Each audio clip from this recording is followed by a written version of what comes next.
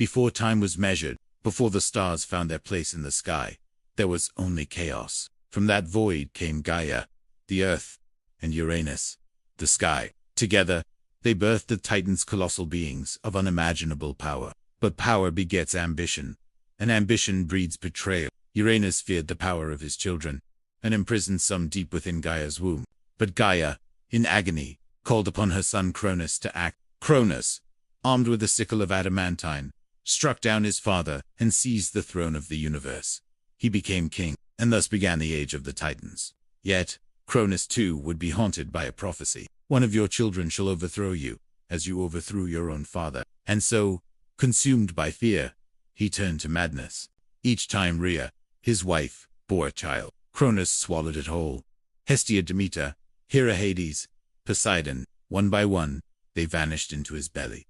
But when the sixth child was born, Rhea could take no more. She wrapped a stone in cloth and handed it to Cronus. The real child, Zeus, was taken to the island of Crete, hidden in a cave upon Mount Ida. Nymphs raised him, and the goat Amalthea nourished him with divine milk. The Curetes, armored guardians, clashed their spears to mask his cries.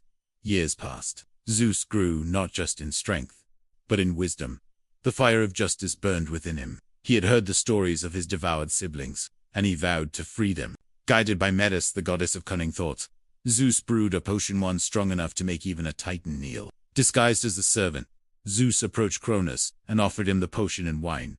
Cronus drank and trembled. Suddenly, a great heaving roar shook the halls of the Titan king. Flashes of divine light, Cronus vomiting forth full-grown gods. One by one, Zeus's brothers and sisters were freed. Poseidon, lord of the sea, Hades, master of the underworld, Hera, Demeter, and Hestiother, united, they declared war upon Cronus and the Titans. Thus began the greatest war the cosmos had ever known. The Titanomachetone, years of relentless battle between gods and giants. The Titans fought from Mount Earth, the Olympians from Mount Olympus. Mountains shattered, oceans rose, the sky bled fire. But the young gods were not alone. Zeus freed the Cyclopes from Tartarus, who in gratitude forged for him the thunderbolt, a weapon of lightning and divine wrath. For Poseidon, they forged the trident, and for Hades, the helm of invincibility. He also released the monstrous Hecatoncheires, giants, with 100 arms each, who hurled boulders at the Titan's stronghold like rain from the sky. With the power of lightning, water, and shadow, the Olympians surged. Zeus's thunderbolt split the sky. Poseidon cracked the earth. Hades vanished into the shadows, striking unseen. At last, Zeus faced Cronus, his own father, in final battle. Dramatic music swells. Thunder and fire collide. In a clash heard across creation, Zeus struck Cronus down and cast him into Tartarus, a prison beneath the underworld, guarded for eternity.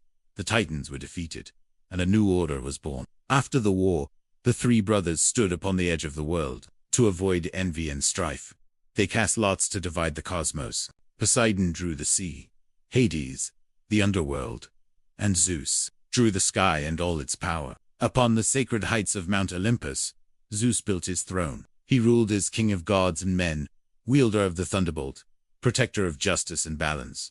But his reign would not be without trials. Monsters would rise, giants would rebel. Yet through it all, the Thunder King stood firm, divine.